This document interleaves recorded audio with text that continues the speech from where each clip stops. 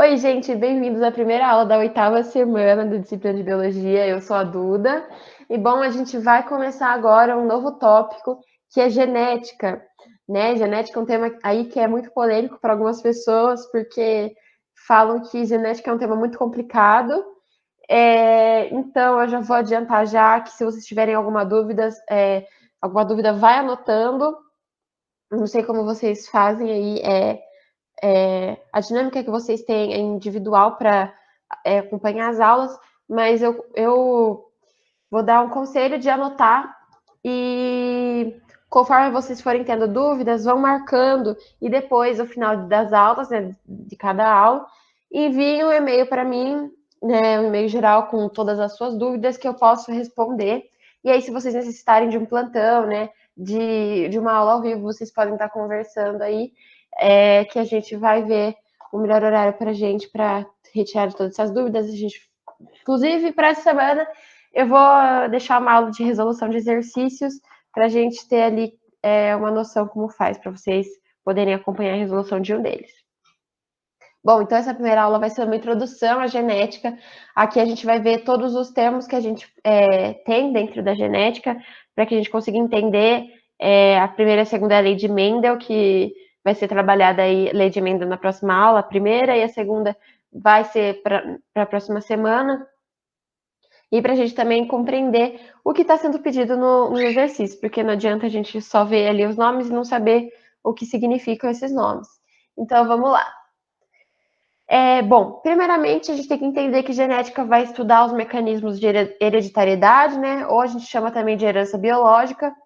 E aí, para estudar essas formas de transmissão de informação genética dos indivíduos e das populações, vai estar abrangendo ali várias áreas de conhecimento, como juntamente com a genética clássica, como a biologia molecular, ecologia, evolução e a genômica, que vai estar ali ligada com a bioinformática.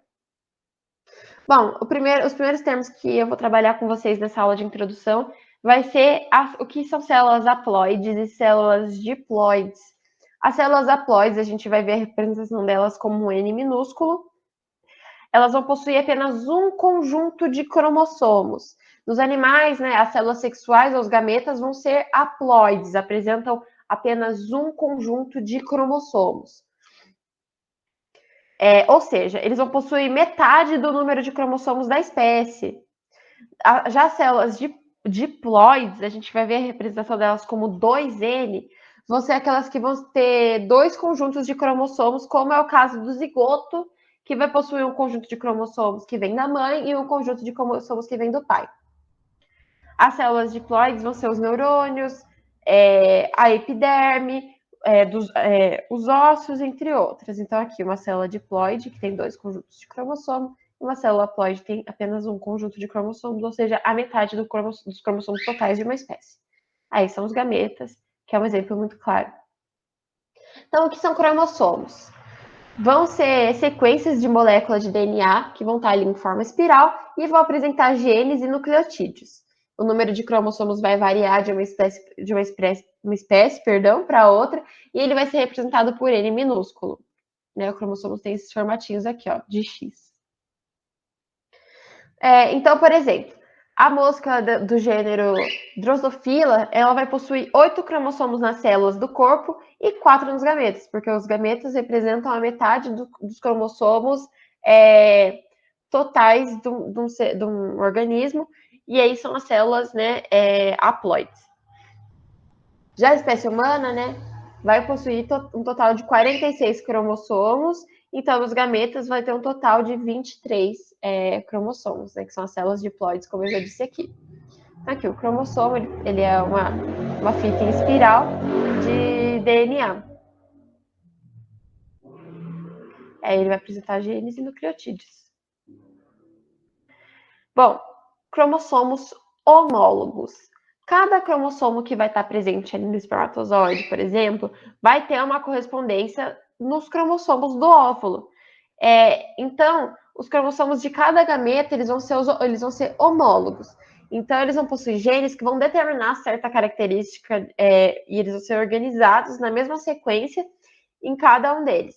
Por exemplo, cor dos olhos, tipo sanguíneo, cor do cabelo, o crescimento, né, a altura, é o tipo do cabelo, se vai ser enrolado ou vai ser liso, cor de pele, a melanina, no caso, entendeu? Todos esses fatores estão ligados aqui no nosso cromossomo. Então, cromossomos homólogos vão ser, por exemplo, os cromossomos que vão ter correspondência. No caso, por exemplo, os cromossomos do espermatozoide vão encontrar correspondência nos cromossomos do óvulo. Genes. O que são genes? Vão ser fragmentos sequenciais de DNA que vão decodificar as informações que vão determinar ali a produção de proteínas que vão estar atuando no desenvolvimento das características de cada ser, de cada organismo. Eles vão ser considerados uma unidade funcional da hereditariedade. E aí a gente vai ter os genes alelos. O que são genes alelos? Vão ser aqueles genes que vão ocupar o mesmo locus em cromossomos homólogos e eles vão estar envolvidos na determinação de um mesmo caráter. Então, aqui o cromossomo ele vai ter um gene que vai determinar o mesmo caráter, no caso, se ele for um gene alelo. Eles vão determinar certa característica, tipo a cor de pelo nos coelhos, que vão ter variações, e vai determinar características diferentes, tipo o pelo marrom ou do pelo branco.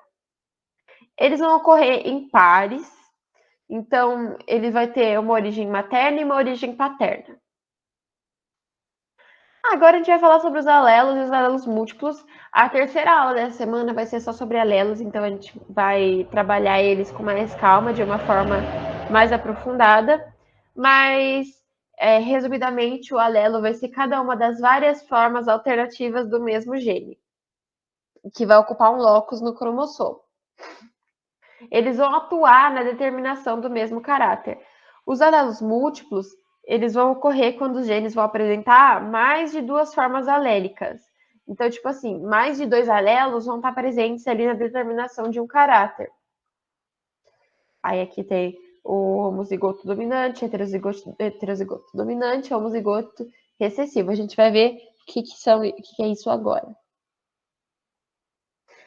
E só para especificar, por exemplo, mais de dois alelos vão estar presentes na determinação de um caráter. Por exemplo, um coelho de pelo branco, um coelho de pelo marrom cruzam, vai ter dois alelos ali para determinar a cor do pelo. E aí a gente vai ver qual é dominante, qual é recessivo um sobre o outro.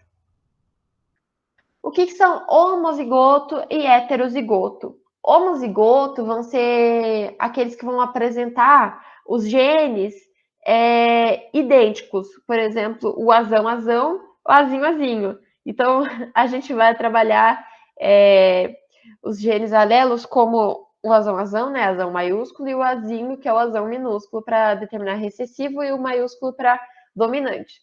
Então, por exemplo, homozigoto é quando vai apresentar azão, ou quando vai ter azinho. Então, esse aqui vai ser homozigoto, esse aqui também vai ser homozigoto, porque eles têm genes alelos idênticos. Já os heterozigotos, eles vão ser os indivíduos que vão possuir dois genes alelos distintos, no caso o azinho. Entendeu? Ele vai ter um dominante sobre um recessivo. Aqui vão ter dois dominantes e aqui dois recessivos.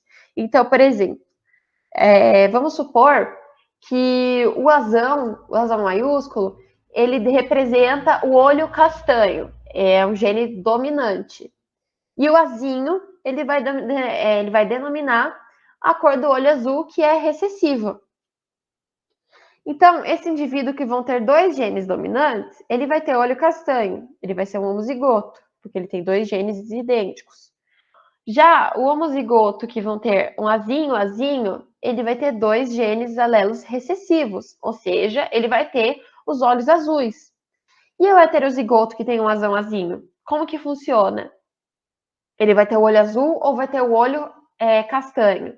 Ele vai ter o olho castanho, porque o gene dominante, que no caso é o azão, ele vai pegar predominância sobre o recessivo. Então, essa pessoa que vai ter esse conjunto de alelo azinho, ela vai ter o olho castanho.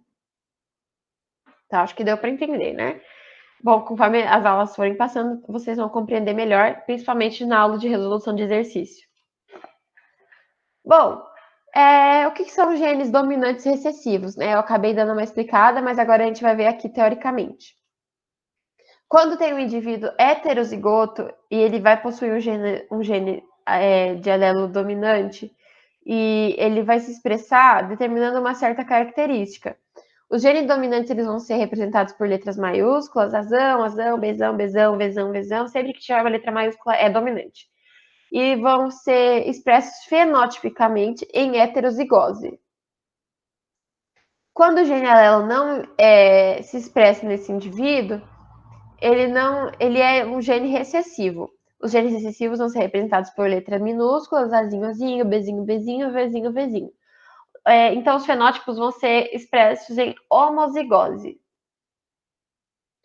Então, aqui, ó, por exemplo, temos um pai e uma mãe que são heterozigotos, aí os filhos, eles podem nascer azão, azão, azão, azinho, azão, azinho e azinho, azinho.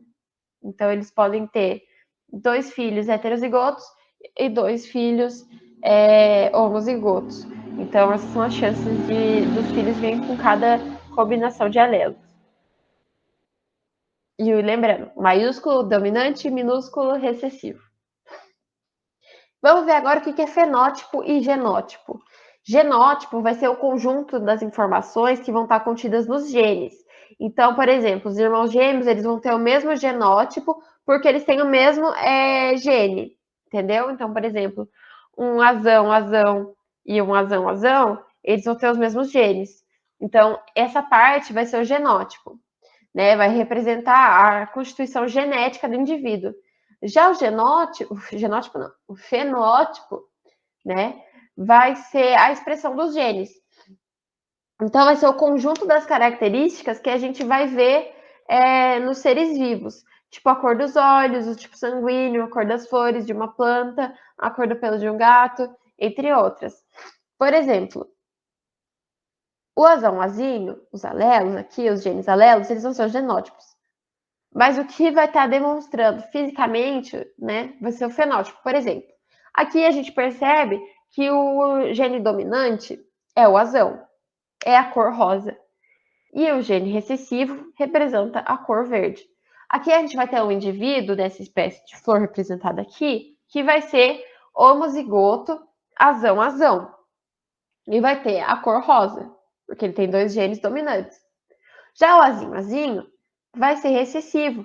Vão ter 2 genes alelos recessivos. Então, ele vai apresentar a cor branca no seu fenótipo.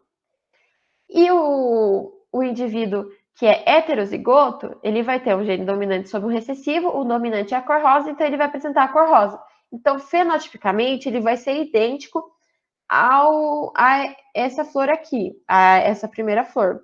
Mas genotipicamente, não. Essa flor aqui vai apresentar 2 genes alelos dominantes e aqui um gene alelo dominante e um gene alelo recessivo. Então, acho que deu para compreender, né, galera? Bom, vamos falar sobre herança ligada ao sexo. Os cromossomos sexuais, eles vão ser o que vai determinar, né, o sexo dos indivíduos. No caso, as mulheres vão ter 2 cromossomos X e os homens vão ter um cromossomo X e um cromossomo Y. Então, é o gameta masculino que vai determinar o sexo dos filhos ali de um casal. Como os cromossomos X eles vão ter muito mais genes que o Y, alguns dos genes X não vai ter alelo correspondente no Y. Então, eles não. Então, desse modo, vão determinar a herança ligada ao cromossomo sexual ou ligada ao sexo. O daltonismo e a hemofilia são exemplos de doenças determinadas por genes presentes no cromossomo X. O daltonismo, que é um tipo de cegueira para cores, é uma condição que vai ser produzida por um alelo mutante, que vai ser responsável pela produção de um dos pigmentos visuais. Aqui, ó, um heredograma. Um pai não afetado, XY, uma mãe portadora com um X saudável e um X, né, que está ali portando esse gene mutante, que é uma mutação. Aí ele vai gerar aqui, ó, um filho XX, não afetado, um filho XX, que pode ser portador, né, no caso portador, um Y com um X, que vai ser um XY, que vai ser não afetado, e um XY, que pode ser afetado. Então, lembrando, XX, todas esses daqui seriam filhas e isso aqui seriam filhos. Então, é só fazer essas ligações, entendeu? Ó, esse X está ligado com esse X, que não vai ser portador. esse X vai estar ligado com esse X que vai estar portando a mutação, esse Y vai estar ligado com esse X que não vai estar portando, e esse Y vai estar ligado com esse X que não está portando. Então é assim que faz. Aqui é uma representação da fita do cromossomo que vai estar afetada aí pela hemofilia. Bom, galera, então esses foram os termos, né, para a gente fazer essa introdução à genética. É bastante coisa. Então, se vocês tiverem alguma dúvida, entre em contato comigo. O meu e-mail, se eu não me engano, está aqui embaixo. Aqui. Vocês podem entrar em contato comigo a qualquer hora. Eu vou sempre estar olhando o e-mail para ajudar vocês. Ainda mais genética, que pode ser um tema complicado para algumas pessoas. E é isso, gente. Eu espero que realmente vocês tenham compreendido. Se não compreenderam alguma parte, como eu já disse, eu espero que vocês tenham ido anotando. Então, separem esses tópicos que vocês tiveram dúvida e mandem para mim. Eu tento explicar de uma outra forma, de uma outra maneira. Trago outros exemplos. A gente pode resolver um exercício junto, se vocês quiserem, em algum plantão. E é isso, galera. Um beijo e até a próxima aula, que vai ser sobre a primeira lei de Mendel. Um beijo e tchau.